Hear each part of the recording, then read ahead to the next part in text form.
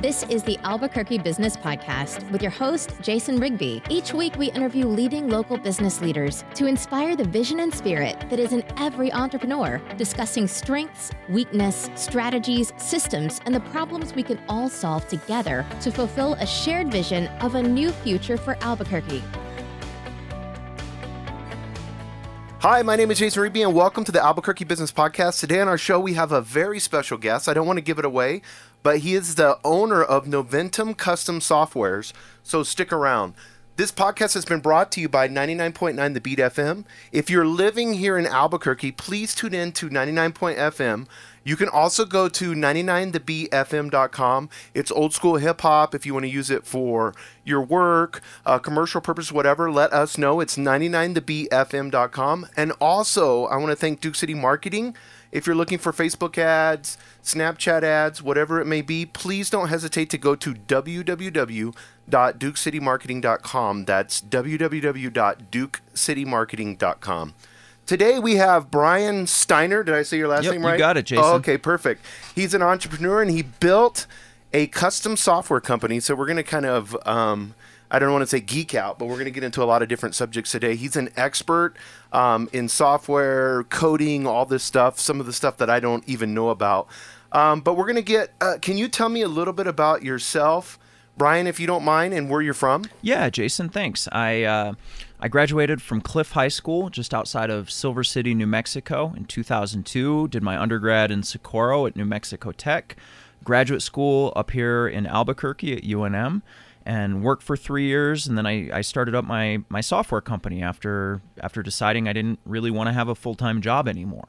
So I do that. I have a beautiful fiancée, Nadia, and a son, Alex. I like to do woodworking and balance my sedentary sitting in front of a computer all day with physical activities like going to the gym, playing handball, fixing things, going on a run. So that's a little bit about me. What type of woodworking do you do? So mostly I really do a ton of like stuff that's needed for apartments. So I rebuilt a fence. Not exactly fine woodworking, but like needed for fixing broken stuff. Oh wow, at apartments. That's like totally different than being on a computer. Yeah. I'd like to do more fine woodworking, but when a tenant says, "Hey, my cabinet broke," then you got to go in and fix that. There's a so are you a real estate investor too, or do you? I own apartments, and then my family cool. does, but I manage them, so I get to fix everything and that's fun. Unclog the toilets. But there's a makerspace downtown called Fuse Makerspace, and they've got a CNC router, and that is a lot of fun. Yeah, there's computers on those. Yeah, but it's basically just like sitting in front of a computer. Okay, cool. Perfect. I want to get into a little bit about custom software and what that is, and a lot of people may not understand that. I want to talk about today, if we can. I mean, we're going to geek out on all different levels, but I want to talk about specifically how custom software can benefit them. We're going to go into websites, even if you're a small business owner, a little bit about that. So we're going to provide a ton of value for today as an entrepreneur, as a business owner.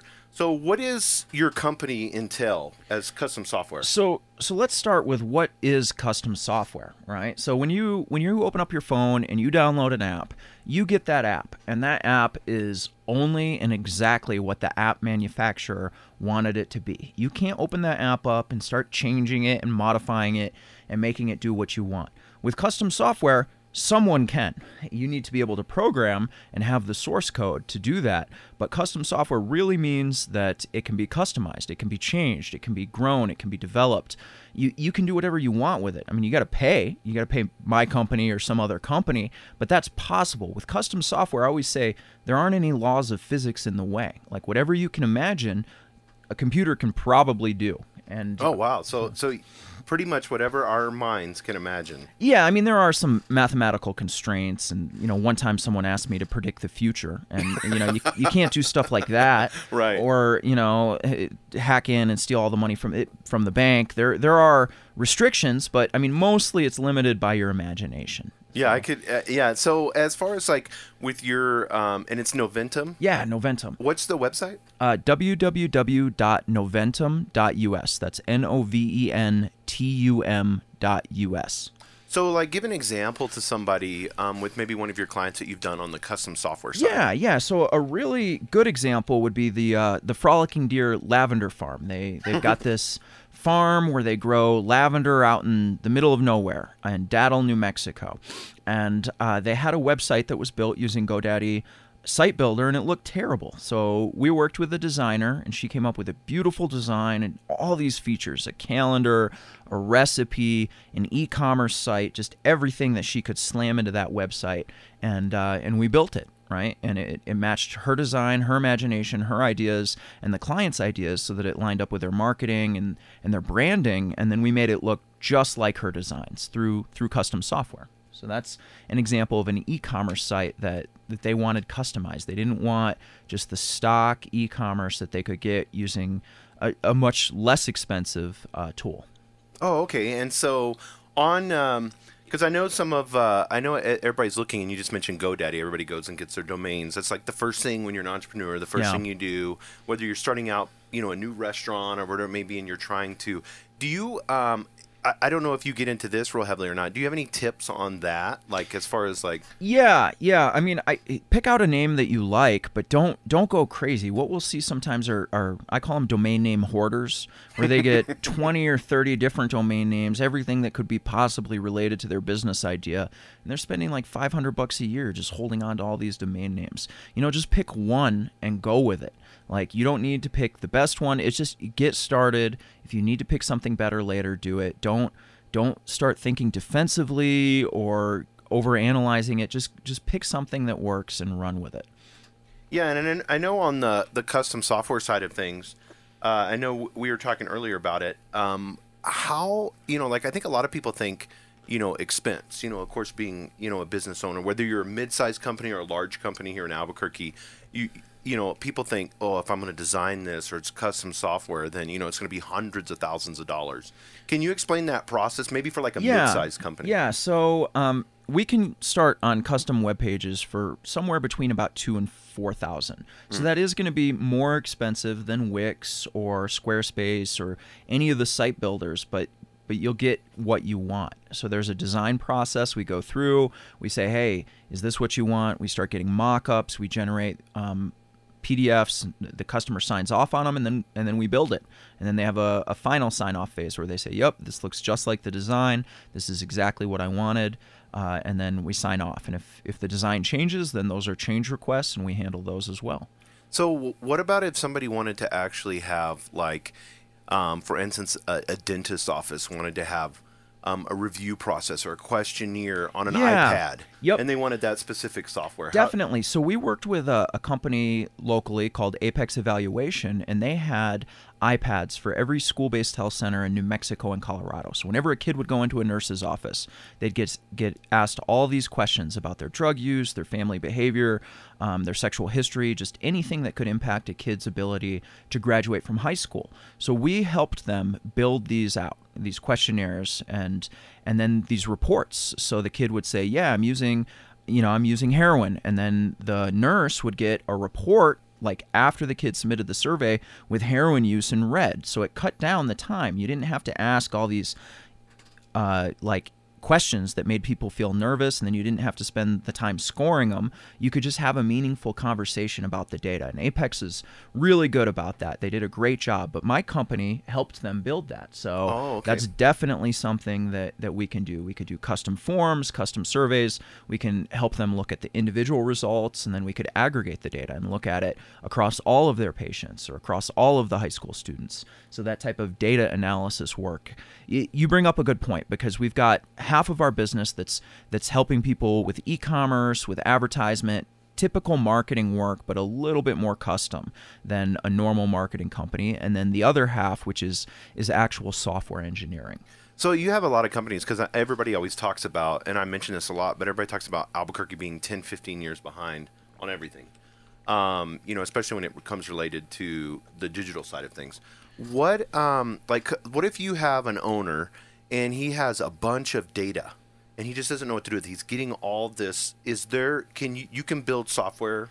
Yeah. So as another example, we have as one of our clients a a homeless management agency, and what their job is to put homeless people into houses. So they have to coordinate and organize all the homeless people, all the landlords, all the accounting, all that information.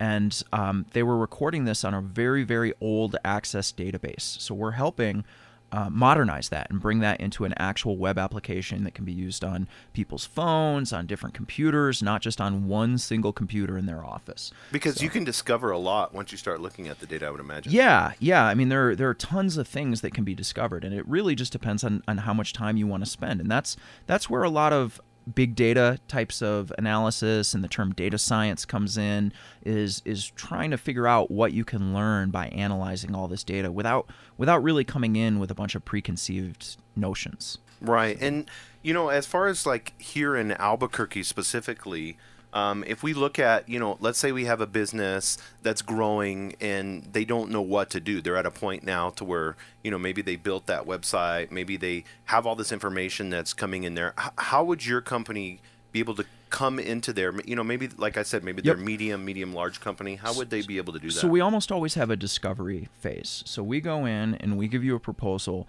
to really spend the time and sit down and understand what your needs are, because different companies are going to have different needs. It depends on the industry. It depends on the size. It depends on their problems.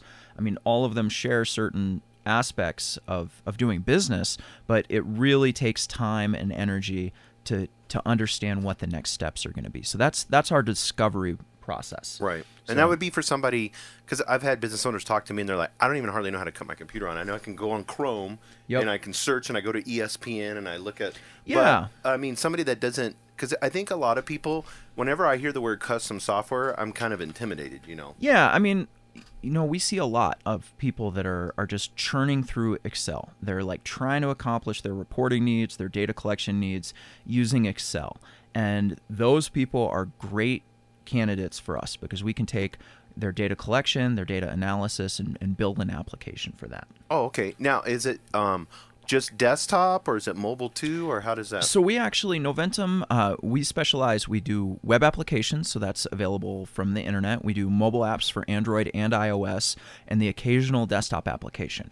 Really, if you look to see the way that things have gone in the past 10, 15 years, almost everything is moving towards phones. It's over half the internet traffic is on a phone.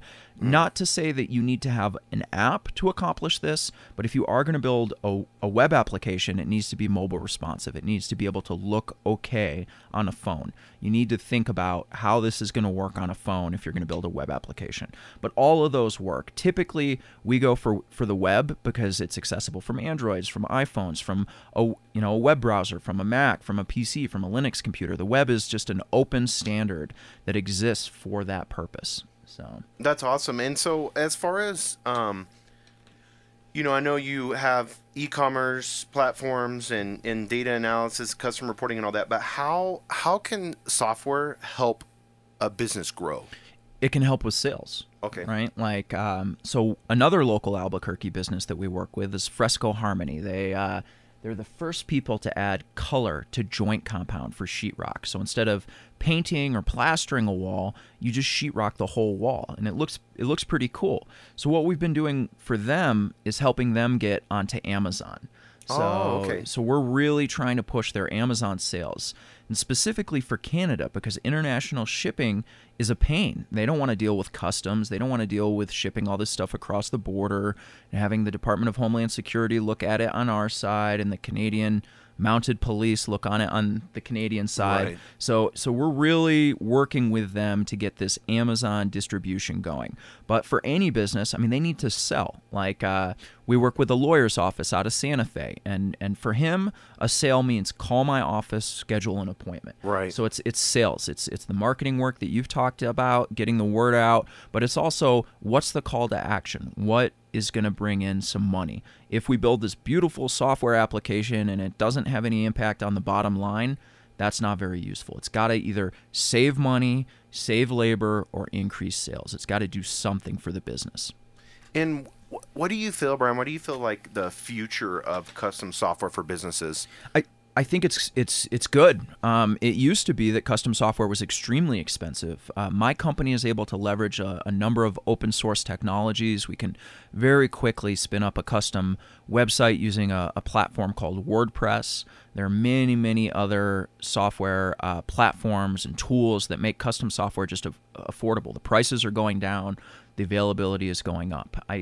Past that, I mean, we can speculate about blockchain or AI, but I definitely think that... Yes, I definitely want to get into that. I think right after the break, we're going to kind of geek out on the future a little bit. But so you just mentioned WordPress. I know I have a lot of business owners that talk about that. Yeah. It's kind of like a step up. A lot of people will talk about it being like a step up from the GoDaddy or the Wix builders and stuff like that. Yeah, so I mean, the Wix builders and the site builders, they're great places to really quickly and cheaply get started, and just putting the content up there. That's a lot of work, figuring out what pictures you want, what colors you want, what you want to say, what's your message. That is a significant amount of work, and if you can get that going with one of the website builders, that makes the next step a lot easier. But the website builders, part of the reason that they're so easy to use is because they're restrictive, right? You can't have whatever you want inside of Wix. You're very limited on what you can accomplish and what you can customize. And once you start hitting that wall, then it's time to start thinking about custom software. Yeah, and I think especially with WordPress also, how many... I mean, not to put you on the spot, but what do you think percentage-wise of websites are done with WordPress? About 25%. 25%. Yeah, wow. So yeah, I'm pretty up on that. So about a quarter of the internet is powered using WordPress. So it's a very flexible framework for custom software development. And that's something like if they're a small business or a medium-sized business, that's something that definitely they could look at with you doing and that's almost always what we do. It's typical that we recommend that for a small to medium-sized business. Some of the larger organizations, they need something even more custom, but typically we'll rely on WordPress as a component of that. Oh, okay, perfect. So as far as, I know you're a business owner and you're going from having all this knowledge in your head and trying to get it like every business owner is. Now you have employees and you're growing. Yep. What have you felt as like the most important lesson you've learned here in Albuquerque on building a business? So I think that you just have to be open to change. And Albuquerque is not such a formal place, right? Like I took some golf lessons in college because I thought it would help me in business. I should have taken drinking lessons, right? That is true. You just have to roll with the changes, and managing people. It's just a lot different than sitting down and pounding out code. But with clients, if you can solve their problem, if you can meet them where they're at, that's probably the most important thing, is just flexibility, both on the management side, being an employer, but also on the vendor side. You just have to figure out what works for the person that you're talking to and try to customize your approach to what they need. Yeah, and I know we were talking earlier. You were talking about different clients and specific, and some people you don't want to work with, some people you do. How do you like vet that process? Or yeah, so we talked a little bit about our discovery. Typically, what you'll see, being someone that owns a software company and can make things, is you'll get a guy that wants you to build the next best whatever, and he'll come and he'll say, "Hey, I got this idea, but it's super secret, and I can't even tell you about my idea. It's so awesome." And I'm like, "Okay, do you have any money for this idea?" And they're like, "No, I don't have any money." And I'm like, then how are you going to pay me to work on this? Like, I can't take your idea and buy groceries and pay my employees with your idea. So that's one of the vetting processes is do they actually, can they afford to buy anything? Right? Yeah, exactly. Can they be a client?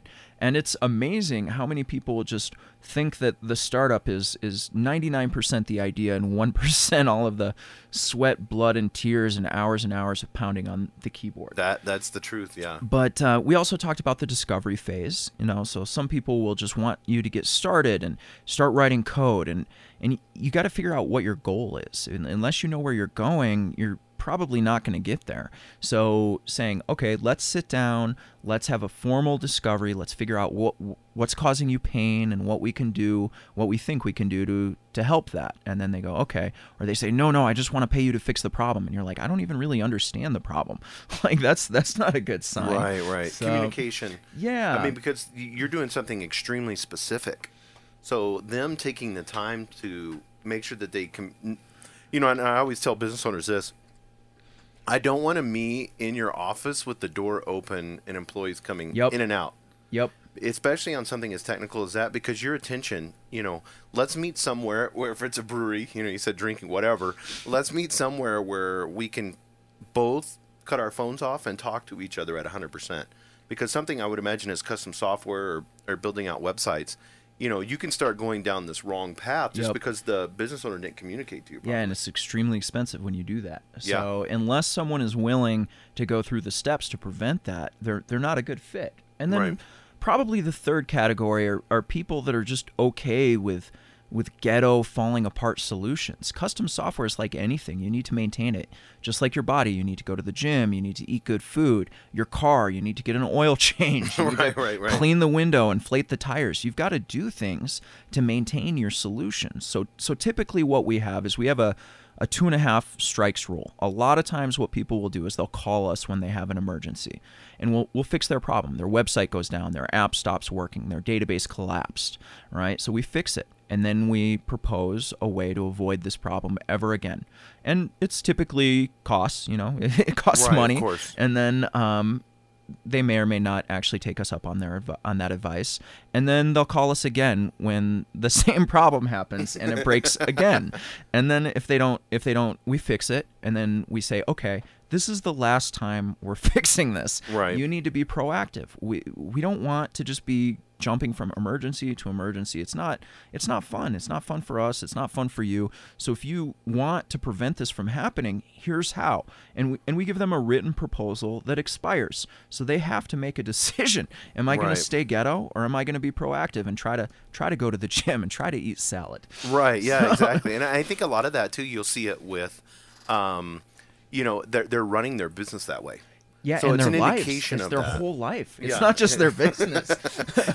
Yeah, exactly. So I mean, if you're just reacting. Yeah, no proactive. There's a great book, but I think its name is Michael Gerber. It's called E-Myth Revisited. Oh, I read that. It's great. Yeah, but it will help you with that to build systems out. I mean, you're in custom software, so you're all about systems, but it will help you in studying systems. That's so important in getting to know, to take that look, because the problem that you're usually having is a system problem, and he talks about this. It's a system problem, not a person problem.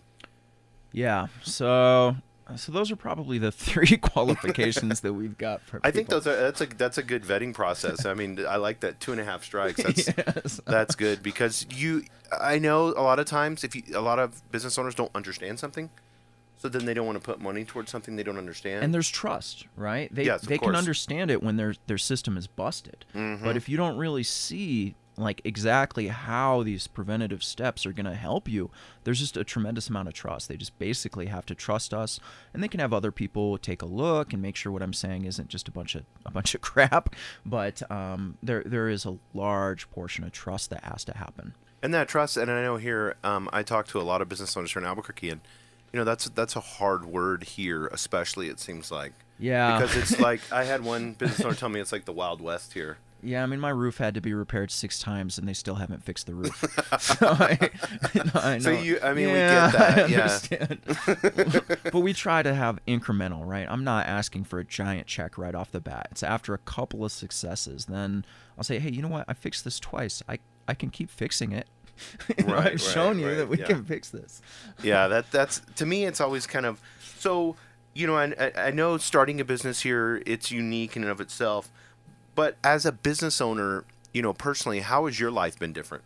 So I love how inexpensive real estate is in Albuquerque. It's like you can buy a house or apartments or lots of things if you save up a little bit of money and talk with the banks. It's really, really great. You were saying, Jason, you came from Seattle, right? Oh, yes. Yeah. So you know about the property yeah, price 10 difference. times. Yeah. So that part is just wonderful.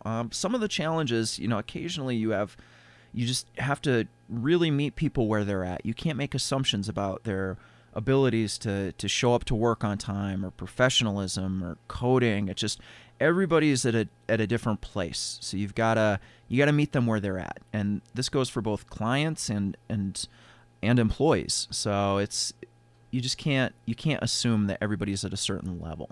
Some people are just able to hit home run after home run. They show up early. They're there, and they can just get things done. And then other clients, you have to follow up with them 6 times, and they're paying you for each follow up. Right. Yeah. Exactly. So it's all over the place, and that can be good. That can be bad. It just kind of depends on the context.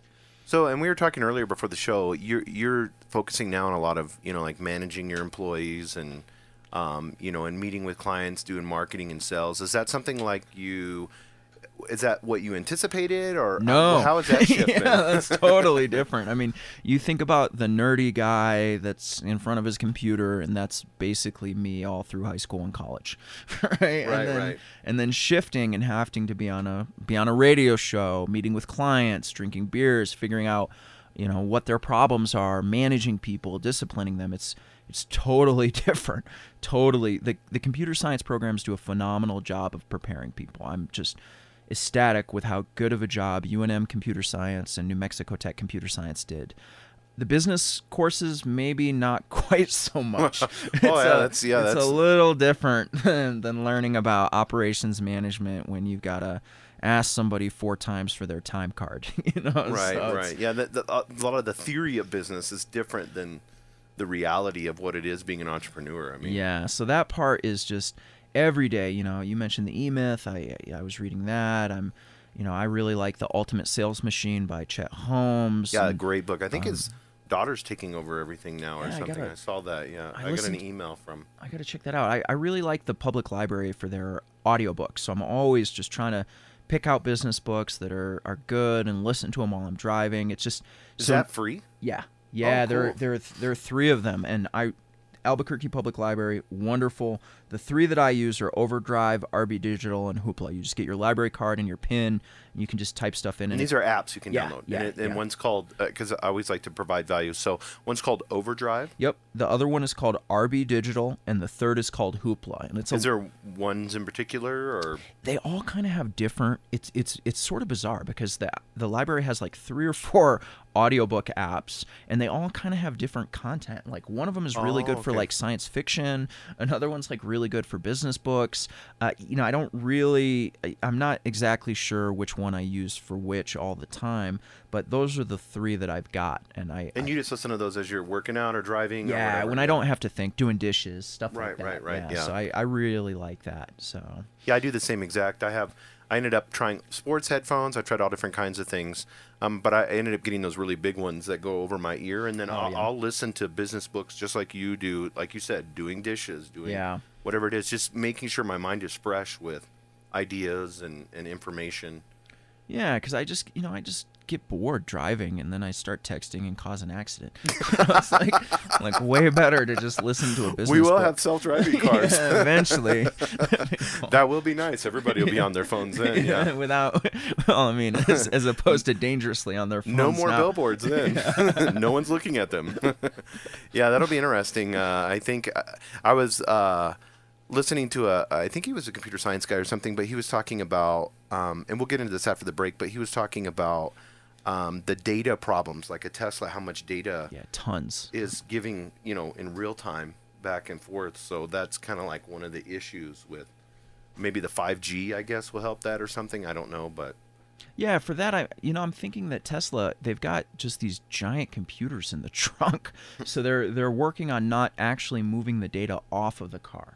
So they're processing it inside the car. I read an article about a guy that did Bitcoin mining on his Tesla, because he got free electricity with the charging stations. Oh, wow. So he rigged it up. So those Teslas have got awesome. some pretty cool computers in them. So I think that they're really trying to do as much of that in the car as they can to avoid the data communication overhead. Yeah, because I could imagine that, the amount of data that's going back and forth, just on it trying to read itself. Yeah, and all the sensors. I don't know what I guess there's radars and lidar, sensors. like light radar. So they've Light got radar? lidar. Yeah, all kinds of cool.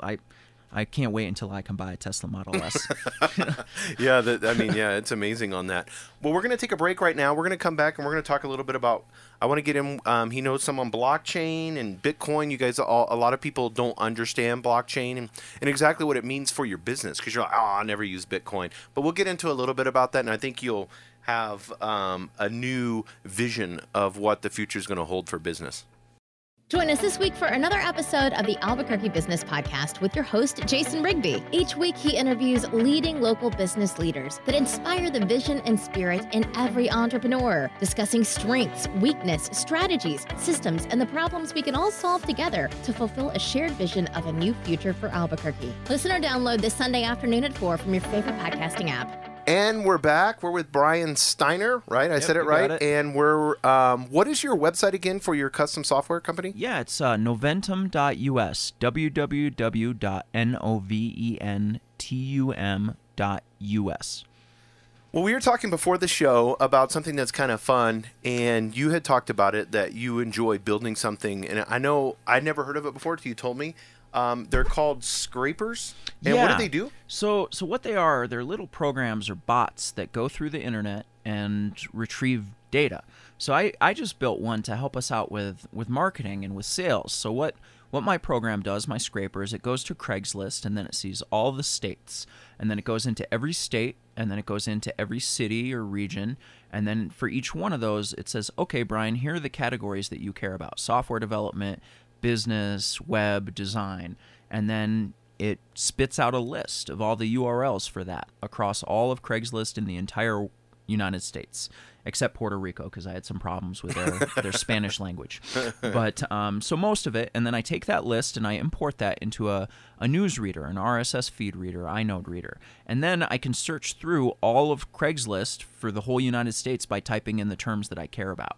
So the scraper went and it said, okay, here's where all the data is, here's how everything's organized. I'm going to go through and make you a report based on what you asked me to do. So I had to build that using a programming language called Python and another library called Beautiful Soup that makes getting HTML documents really, really easy, web pages parsed out. So it's fun. You know, I built that at an event called Code After Work that RSI, another big tech company downtown, throws at the old Satellite. So once a month they have that. You can go and program and talk with programmers and get other programmers to look at your programs, and it's just fun. And they have pizza, so I did that. Right. So if you're a programmer, or maybe you're a business owner and your son or daughter is into programming, do they have like teenagers there? Or? Yeah, they're occasionally like boot camp people, high school people, and they just kind of ask questions and hang out and work on their thing. Code After Work is one of the free form type of events without a lot of structure.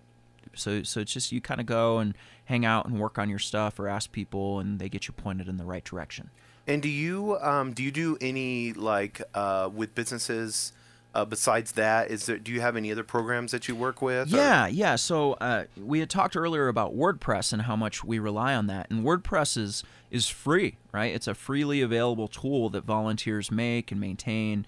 And we make a lot of money on WordPress on a free tool. So we try to give back by sponsoring a WordPress work-along. And a lot of small business owners that can't afford custom software development go to that. And that's the first and second Thursday of the month at Ideas and Coffee from 6:30 till 8. They're a local internet service provider company, and they feel the same way, and we teamed up to try to give people free WordPress tutoring. So I'm there, I pay my employees to be there, and occasionally it's a business or a revenue source, but mostly the whole reason we're there is just to help people get into WordPress that might not be able to afford consulting or contracting. So if they feel like they're fairly knowledgeable computer-wise, maybe not so necessarily in the coding side of things, but something that, whether it's a template or something like that, they could go there And it's at Ideas and Coffee? Yeah, that's owned by Jamie, right next to Southwest Cyberport, and it's on like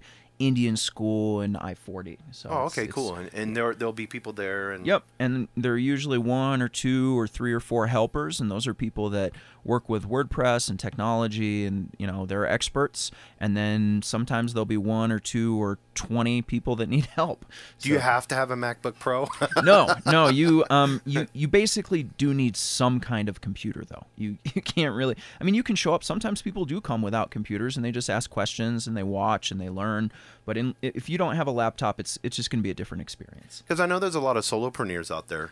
I just interviewed an international model. Wow. And, he goes all over the world and models. And he has his own Instagram doing that.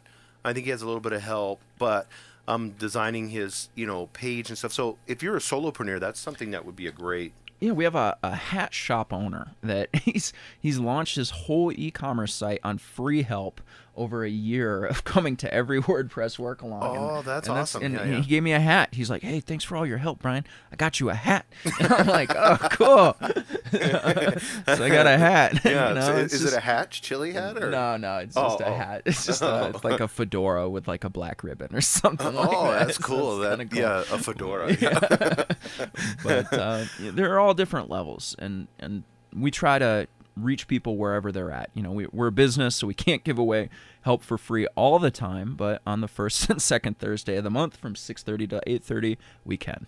Yeah, it's just being able to talk to someone to get an idea and understand. And a lot of people think it's just 10, 15, 20 grand to get a website going. It's not that. So let's get into a little bit. I want to talk more about the scrapers. I love the idea of this. So basically, I mean, the word in and of itself, like scraping. So yeah, you're like scraping the data off of someplace. How could a business use that? I'm trying to think, like, could you use it could you build a scraper and then, have a marketing mindset? So Jason, imagine you said you do a lot of auto work, that you have auto clients. Right. So suppose that you wanted me to get you a list of all the auto dealerships in the United States that have a Wix WordPress or a Wix website.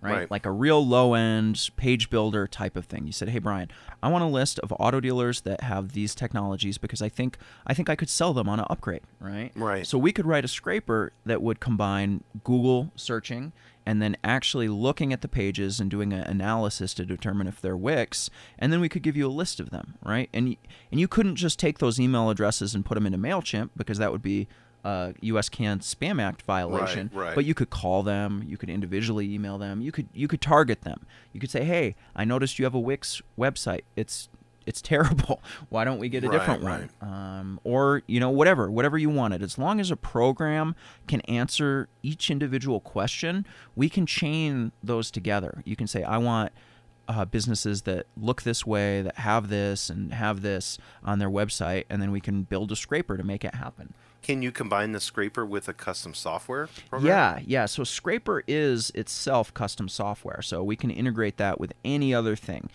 Into a CRM or something like that? Yeah, and the thing you have to be a little bit careful about is that you don't violate law, right? That you're not spamming these people, but technically that's possible, and it's not even that difficult. I mean, Salesforce has tons of integrations like that. Right. Yeah, because thinking marketing and sales side of thing. Yeah. If you're a company and you're wanting to generate leads, that would be something, and then taking that, putting it in the and then calling, if you're doing cold calling or whatever, I could see where that would be beneficial. Yeah, and I mean, the thing to really keep in mind there is that you don't want to become a spammer. Right. Everybody gets all the spam calls on their cell phone. Right. People get the spam emails.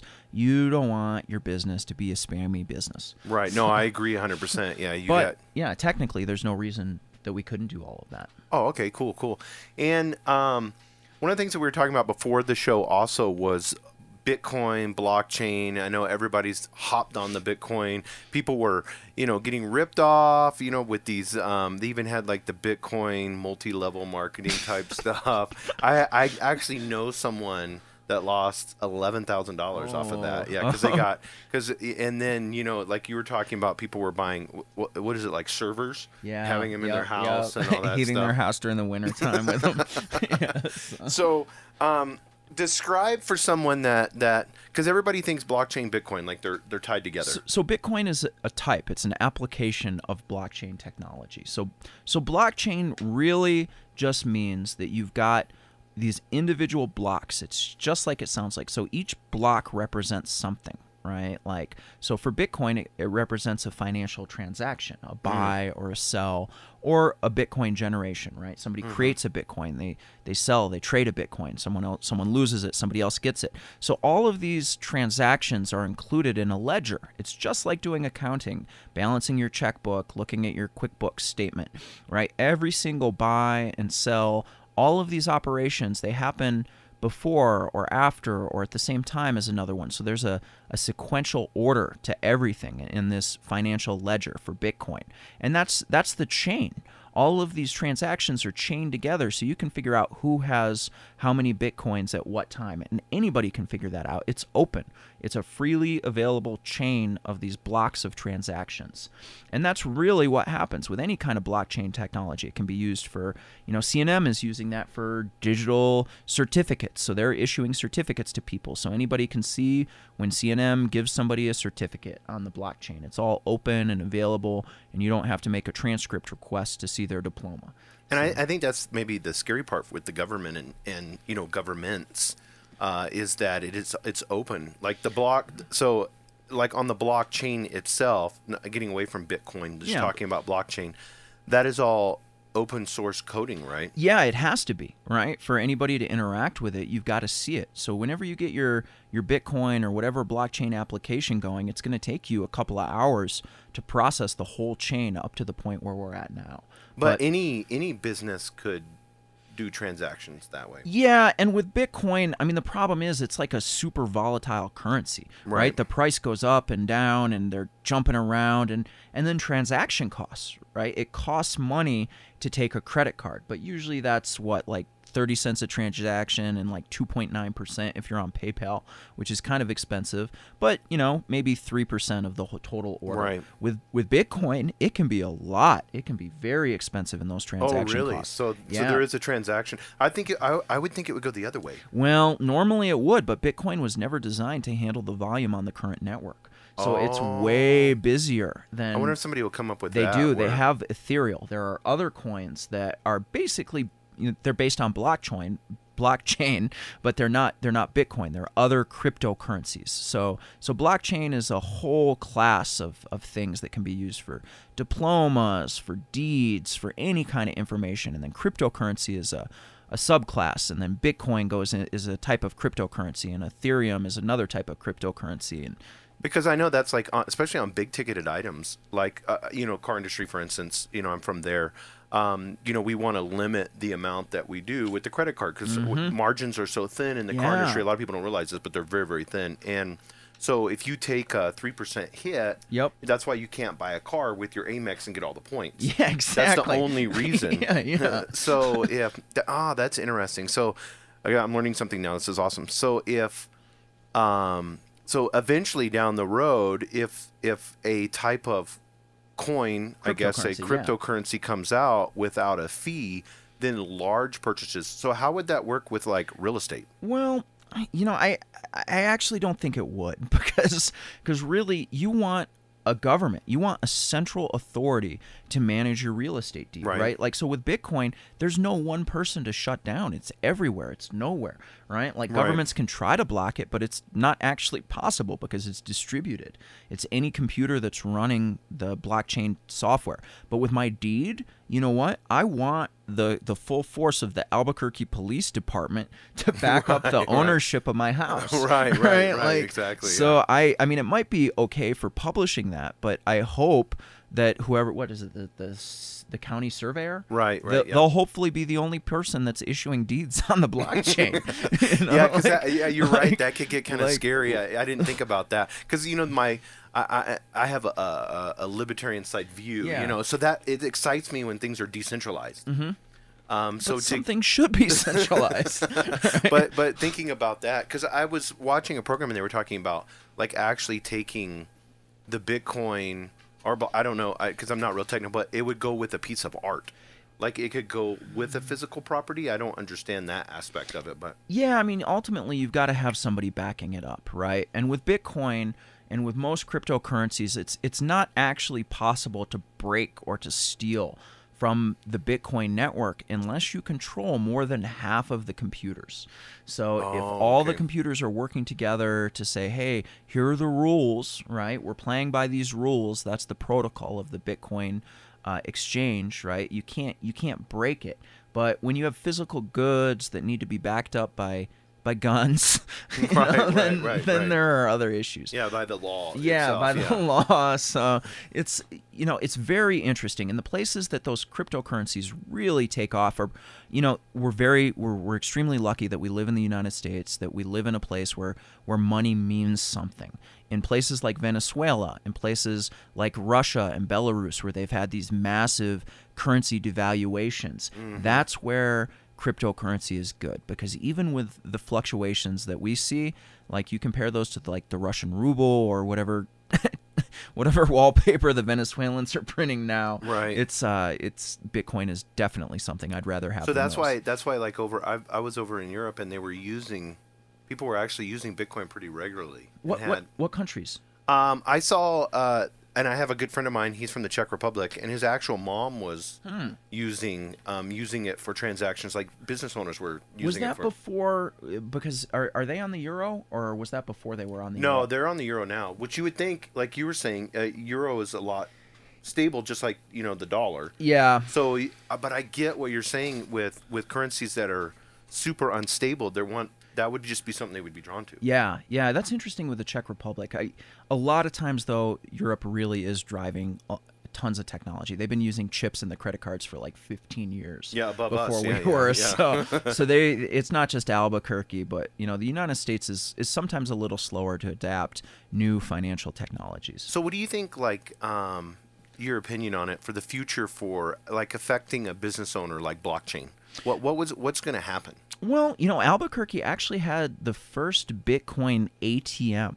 It was at, I'm pretty sure it was at the Cigar Bar, that one on Central. I think we had that. And there's a very active Bitcoin community. My friend Ron, he's a software developer. We work on projects. He's involved in the local blockchain groups. There's a co-working space, Free Range, on Central and University with a Nob Hill location. Their owner, Joseph, is extremely active. Albuquerque's a surprisingly forward-thinking blockchain community. There's a ton of effort. Right. But for the immediate future, what I expect is business owners might see people offering to pay with ways that they've never heard of. Right. Like, and then, because I know blockchain can actually do other processes besides just money. Yeah. So, I mean, as far as like, because it's basically like you were saying, it's a block, and then there's data in the block. Yep. Is that like for somebody that doesn't know? So then, if you had, and I had heard this before, like AIs through blockchain can talk to each other. Yeah, I mean, you can do blockchain transactions. You could say like high frequency trading, right? Like, so a lot of Wall Street and stock traders, they have programs written that'll buy when the price hits a certain point. They'll sell when the price hits a certain point. So you could do the same thing with blockchain, right? If people are buying at a certain rate, you sell. You sell if they're, however you want to do. You can take some action based upon the current state of the block. Oh, okay. Right. So that makes sense. Well, let's get back into a little bit about being an entrepreneur here, especially here in Albuquerque. If you had to give advice to somebody that, I mean, you've gone through the grind, you said like the hustle, the sweat, the blood, everything that it takes. That's why 90% of businesses fail, just because a lot of people can't handle the grind of starting a business. What advice would you offer a new entrepreneur starting out here in this city? Well, so I think Albuquerque has an extremely supportive community, but you've got to get plugged into that. Right, there's 1 million cups on Wednesday mornings. There's coffee and creatives if you're more of an artistic type. There are tons of events that you can just start attending before you're even an entrepreneur, just to get a feel for what people are like, what the problems are, what's going on locally. You know, how are you going to develop things here in Albuquerque? And there are lots and lots of ways to start those conversations before you give your boss 2 middle fingers in the air and walk out on your nice steady paycheck. So I think that's part of it. Another part is just realizing, just saying, hey, you know what? This could fail. I don't want to burn any bridges. I'm going to try to leave on the best terms I can. You know, I've got a good relationship with my previous employer. I'm doing everything I can do to keep these relationships healthy. Albuquerque's a small town. You can't burn any bridges. And then just save and recognize that you might fail. Don't, oh, wow, I got my first sale. I'm buying a new car on time, right? That's not a good one. Yeah, exactly. I had a friend of mine. He had... he was a multimillionaire, still had a Toyota Camry. I think that's a great idea. Yeah, it's a great, especially here in Albuquerque. Don't, make your first $10,000 sell and then think, and then take half of it and go do something stupid. And you don't have to be flashy, right? There are places where I feel underdressed, and Albuquerque is not usually one of those places. No, it's very rare unless, we're cool in that arena. That's what I loved about Portland, Oregon, because you can go to like a 3-star Michelin restaurant wearing flip-flops and shorts, Yeah. So, and I think we kind of have that vibe here, so it's not... So that's something to be grateful for, that you don't have to drive up to a business meeting in an awesome car, wearing an expensive suit, and have some amazing watch, right? You can just be yourself, and if that's not quite on the higher end of the wardrobe and the expense level, that's something to be grateful for. Well, especially on your guys' side. I mean, you can have multi-billionaires and they got a T-shirt and holy jeans. My fiancée says I need to upgrade it. And sometimes, I was standing in line for our homeless customer, and they were helping out a lot of less unfortunate people. And I said my client's name a couple of times, and he didn't turn and he didn't recognize me, and he thought I was just one of the homeless people that they were helping. So you got to be careful you don't take that too far. But yeah, exactly. Like, yeah, Brian, I didn't recognize you there in the group. And I was like, oh, that maybe I should wear some nicer clothes. Yeah, it was funny. I went to a conference, a mobile conference in Vegas, and it was just interesting. All these heads of, Facebook and Adobe and Google, all of them were there, and it's just jeans, T-shirts, So on your side of the aisle, it's simple that way. Yeah, but yeah. I think it's more focus on getting out there, hustling, and being if you're a real estate agent and you're doing commercial real estate, probably need a tie, that type of thing. Might be different. But if you're a computer program software, don't get caught up in buying those $1,000 suits. Yeah, because that stuff, I've seen marketing companies that are having trouble meeting payroll because their car payments. Yes, exactly. That's not where you want to be. And past that, just do your best, be honest, get out there and provide value. As long as you're providing value and helping solve a problem, they'll talk with you. Yeah, and then also, I always like to ask my guests this: if you have right now a special superpower, like something that you're really good at, what I know besides coding and all that stuff, but what do you think has made you successful? Well, I really think that being able to understand people's technical problems. A lot of times programmers, they just go in and they get super into the code and the product, but they don't really see how that's going to impact a business. So I think being able to go in and say, hey, where's your pain? Here's what I think we can do to make that problem go away. And not getting caught up in the cool libraries or technologies that we're using or the nice new Amazon server we've got, because most of the time the clients, they don't care about that. They just want to have you help them solve their problem. Right. So being able to combine those things and say, hey, what's your problem? What's going on? So a surprisingly large amount of empathy for a computer programmer that I still need to work on all the time, but saying, hey, what's your pain? What can we do to help with that? Yeah, and I think if everybody had that attitude, we could change. Everybody comes into a business thinking, I have this, like you said, I have this great idea, and then from the idea they go forward. But when you interact with people, like you said, provide value. What can I do? I mean, obviously you're not going to give away your services, but at the same time, there has to be that dichotomy where you're saying, okay, I need to provide value. I want to earn trust, like you had talked about earlier. But I think more important than that is coming with an attitude of like serving and giving and listening and caring instead of this conversation, what can it do for me? You know? Yeah, or here's how to solve your problem before I even listen to your problem.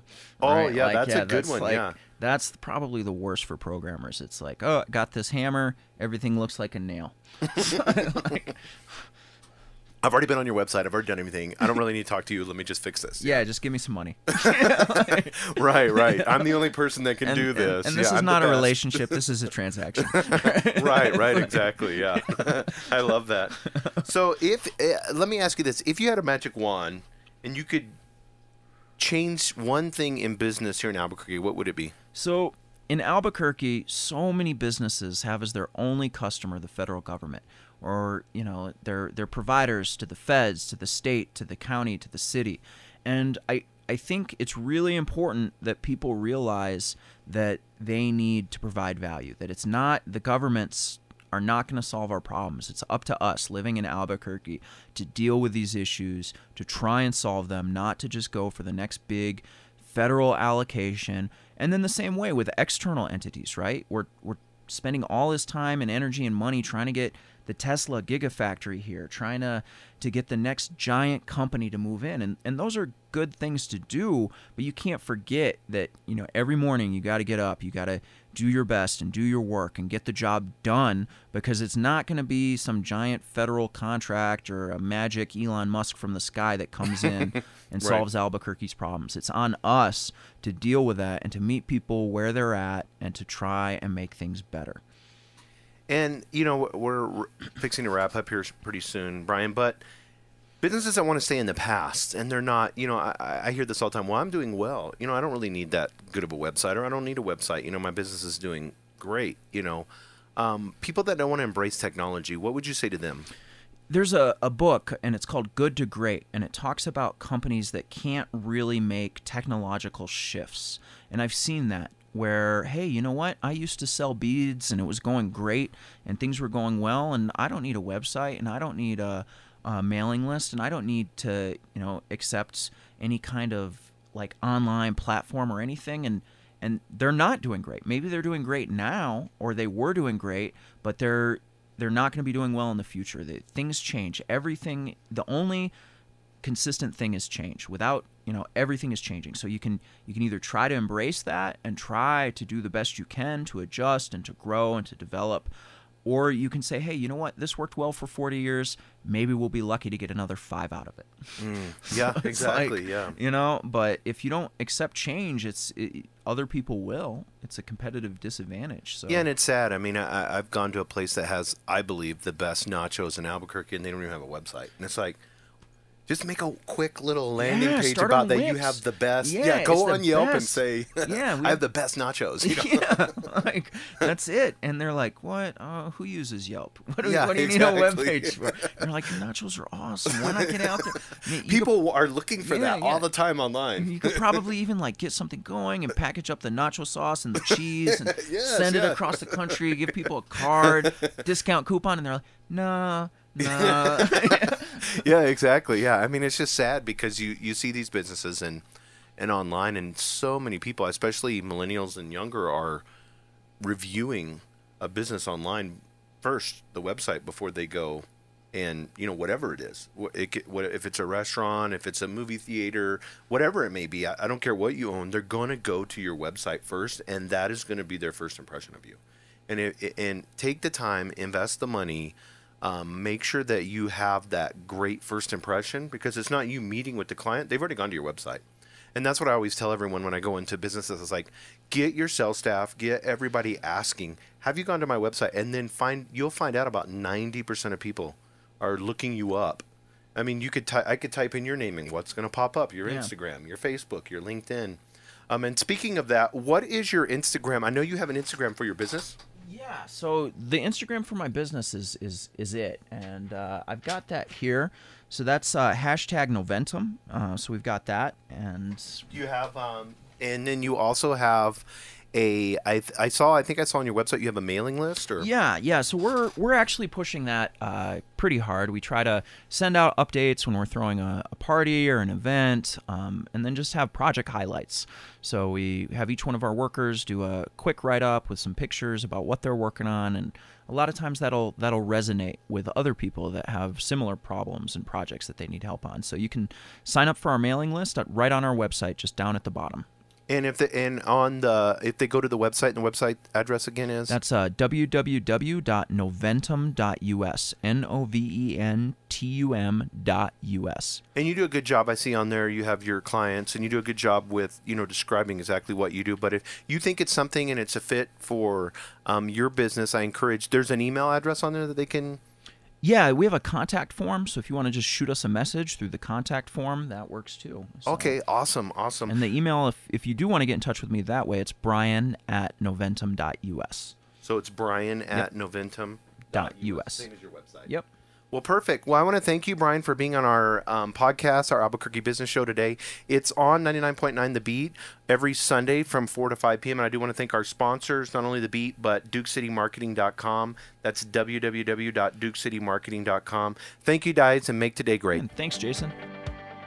Thank you for joining us on the Albuquerque Business Podcast. And thank you to our sponsor, DukeCityMarketing.com. Please go to abqpodcast.com, where you can get show notes, resources, and links to everything we talked about today to help you navigate your journey as an entrepreneur and business owner in Albuquerque.